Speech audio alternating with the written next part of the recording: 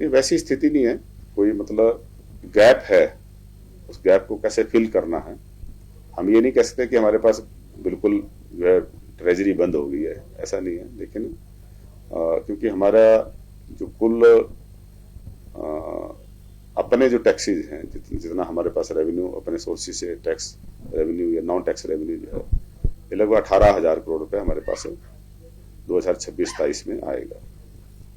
और लगभग 14,000 करोड़ रुपए जो स्टेट ही कलेक्ट करती है, और उसमें सेंट्रल गवर्नमेंट के खाते में जो है जीएसटी है, जीएसटी हम जितना इकट्ठा करते हैं उसमें से हमें वापस जो है सिर्फ 41% मिलता है, 59% सीधा भारत सरकार को जाता है। तो उसमें जो हमारा शेयर बनता है वो लगभग 14,000 करोड़ रुपए है। तो कुल मिला के ये 32,000 करोड़ रुपए का जो है हमारे पास रेवेन्यू आएगा। लेकिन अगले साल जो खर्चा होना है वो 48,000 करोड़ का है 12 महीने में, ये सिर्फ एक महीने की बात नहीं है। तो हमारे पास 32,000 करोड़ रुपए रेवेन्यू से, जो टैक्स रेवेन्यू है या सेंट्रल गवर्नमेंट से जो हमारा शेयर है वो बनता है। 10,000 करोड़ रुपए का हम लोन उठाने के लिए एंटाइटल्ड हैं।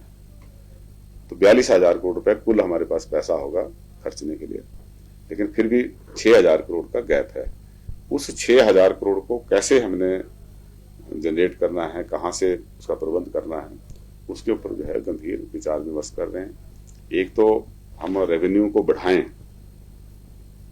उसकी जरूरत है, लेकिन साथ में हम खर्चे कम करें, उसकी भी जरूरत है। और खर्चे कम करने के लिए कई बार, क्योंकि डेमोक्रेसी है, इसमें सीधा टारगेट जो है वो पॉलिटिकल उस पे क्लास है उसके ऊपर होता है। लेकिन उससे भी बात नहीं बनने वाली ना, क्योंकि 6,000 करोड़ रुपए बड़ा अमाउंट होता है, और सारे पॉलिटिशियन को अगर मिला लेंगे तो मुझे नहीं लगता कि उसमें 20 करोड़ का भी प्रबंध होगा। तो इसमें सबको जो है ऑन बोर्ड लेने की जरूरत है, सबको एक मंच पर आने की जरूरत है। सभी आपसी समझ से, विचार विमर्श से क्या वो कर सकते हैं, उसके लिए हमें आगे आने की जरूरत है। देखिए, आरोप प्रत्यारोप से कुछ नहीं होने वाला। ये कई दशकों की पुरानी बीमारी है जिसका एकदम से इलाज करना संभव नहीं है। और भारत सरकार ने भी जो है सीधी सर्जरी करने की कोशिश की है। स्टेट्स को कुछ समय देते और स्टेट की कैपेसिटी बिल्डिंग पे ध्यान देते, स्टेट्स को ये कहते कि आप ये हम आरडीजी बंद कर रहे हैं, तो उसके लिए वो प्रिपेयर होते। तो अचानक से जो है ये फैसला उसी तरीके से है जैसे कि आप सर्जिकल स्ट्राइक कर रहे हैं, और ये प्रदेश की अर्थव्यवस्था को इसने हिला के रख दिया है। क्योंकि हिमाचल में और नागालैंड में ये दो स्टेट्स ऐसी हैं जहां टोटल बजट एस्टिमेट्स का लगभग 13%, थोड़ा सा कम जो है 12.71% है हमारे बजट का आरडीजी से उसका फंडिंग होती थी। तो अचानक से इतना कट लगाने का मतलब है कि हमारी बहुत सारी स्कीम जो है इससे प्रभावित होंगी। और जो प्रेजेंट सिचुएशन है ये आज से थोड़ी राइज हुई है, कई दशकों से जो है उसकी वजह से लायबिलिटीज क्रिएट हुई है। प्रेजेंट गवर्नमेंट ने जितना खर्चा किया उससे ज्यादा का पैसे का प्रबंध भी किया। जितना लोन लिया 23,000 करोड़ का, 26,000 करोड़ रुपए हमने वापस भी किया। तो ऐसे में कहना कि प्रदेश मतलब वर्तमान सरकार जिम्मेवार है, ये पूरी तरह से जो है मैं समझता हूं कि अपने समय का जो भारतीय जनता पार्टी की मिसमैनेजमेंट थी, फाइनेंशियल मिसमैनेजमेंट थी, उसको पर्दा डालने के लिए जो है इस तरह का आरोप लगाने की कोशिश हो रही है ताकि उसके ऊपर पर्दा डाल सके। लेकिन हकीकत यही है कि इसमें वर्तमान सरकार की बजाय पहले की सरकारें जो है ये जिम्मेवार रही हैं। इसका क्या हल निकालना है, इसकी तरफ तो सबको सोचना पड़ेगा।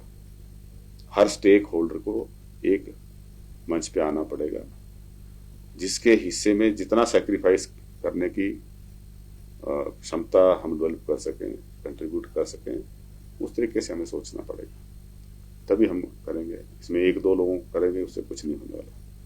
अभी सुबह भी मुझे एक यूनिवर्सिटी के प्रोफेसर का फोन आया कि मैं वॉलंटियरली ऑफर करना चाहता हूं कि जो मुझे इतना डीए मिलता है मैं उसको सरेंडर करता हूं। तो मैंने उनसे कहा कि एक आदमी के करने से कुछ नहीं होगा, जब तक हम कलेक्टिवली, क्योंकि काफी बड़ा गैप है हमारी जो रेवेन्यू रिक्वायरमेंट है, बजटरी रिक्वायरमेंट है, और जो हमारे पास रेवेन्यू अवेलेबल है पूरे साल के लिए, उसमें बहुत फर्क है। तो इक्का दुक्का से कुछ नहीं होने वाला, इसमें बड़े स्तर पे व्यापक विचार विमर्श होना चाहिए।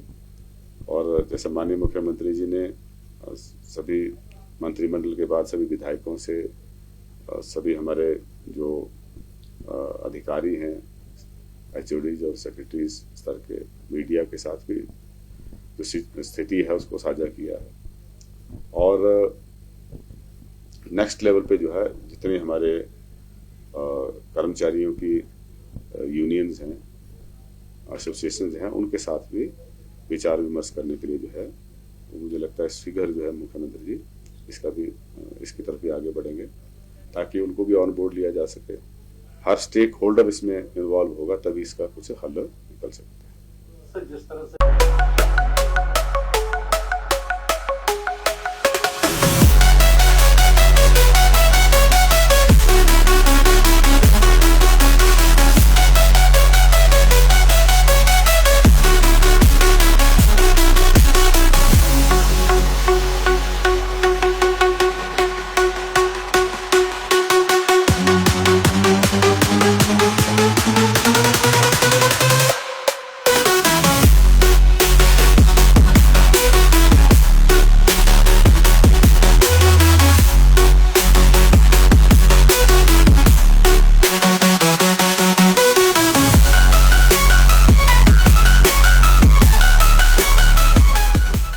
त्योहार की इस सुहानी सीजन में गोयल मोटर्स नेटवर्क की सोलन और शिमला स्थित नेक्सा शोरूम में पाई इंडिया की सबसे पसंदीदा गाड़ियों पर खास ऑफर। इग्निस, बिलेनो, फ्रॉन्स, जिम्नी और ग्रैंड विटारा जैसी शानदार गाड़ियों को खरीदने का साल का सबसे बेहतर वक्त। नेक्सा का खास ब्लैक एडिशन उपलब्ध है।